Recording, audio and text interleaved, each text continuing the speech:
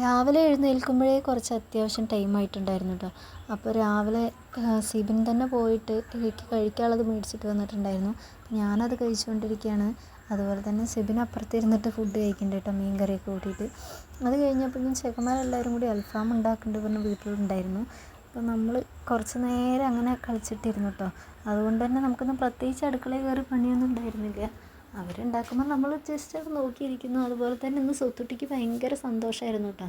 രാവിലെ തൊട്ടേ ഇന്നിപ്പോൾ എല്ലാവരും കണ്ടതുകൊണ്ടാണ് തോന്നുന്നുണ്ട്. അവൻ കൂടുതലും ഈ ആൺപിള്ളേരായിട്ടുള്ളൊരു കമ്പനി കേട്ടോ, പെൺകുട്ടികളൊന്നും അത്ര കാര്യമില്ല, ഇപ്പം എന്തുകൊണ്ടാണെന്നറിയില്ല. അപ്പോൾ അവരെയൊക്കെ കണ്ടപ്പോൾ അവന് ഭയങ്കര സന്തോഷമായി. അവർ പോണവരെ അവനെയും കൊണ്ട് ഒരു കുഴപ്പമുണ്ടായിരുന്നില്ല. പിന്നെ അൽഫാമൊക്കെ ഉണ്ടാക്കിയിട്ട് പിന്നെ ഞങ്ങൾ കഴിക്കാൻ തുടങ്ങി. അത് കഴിഞ്ഞപ്പോൾ സ്വത്തുട്ടിയുടെ കുറച്ച് കഴിച്ച് കഴിഞ്ഞപ്പോൾ ആൾ നടക്കാൻ തുടങ്ങി. അതിൻ്റെ ഒപ്പം പിന്നെ ഞങ്ങളും കഴിച്ചു. പിന്നെ ഒരു ഉറക്കമൊക്കെ കഴിഞ്ഞതിന് ശേഷം നമ്മളൊന്ന് പുറത്ത് പോയിട്ടുണ്ടായിരുന്നു കേട്ടോ. അപ്പോൾ അങ്ങനെ പാലക്കാട് വരെ പോയിട്ടുണ്ടായിരുന്നു. അതിനിടയിൽ നമുക്ക് ചെറുതായിട്ടൊരു മഴയൊക്കെ പെയ്ത് അപ്പോൾ നമ്മളിങ്ങനെ അവിടെ അങ്ങനെ കയറി നിൽക്കുകയായിരുന്നു. സ്വത്തുട്ടി ഇങ്ങനെ അവിടെ ഇരുന്ന് കളിക്കുന്നുണ്ട് കേട്ടോ. അത് കഴിഞ്ഞ് നമ്മൾ തിരിച്ച് വരുന്ന സമയത്ത് ഈ മഴവില്ലൊക്കെ കണ്ടിട്ടുണ്ടായിരുന്നു കേട്ടോ. അതുപോലെ തന്നെ ഈ ഒരു ഹോസ്പിറ്റലിലായിരുന്നു കേട്ടോ സ്വത്തുട്ടീനെ അഡ്മിറ്റ് ആക്കിയിട്ടുണ്ടായിരുന്നു. ഇത് കാണുമ്പോൾ തന്നെ നെഞ്ചിലേക്ക് എന്തോ ഒരു പിടപ്പ് പോലെയാണ്. ഭയങ്കര ടെൻഷൻ ഈ ഹോസ്പിറ്റലിൽ.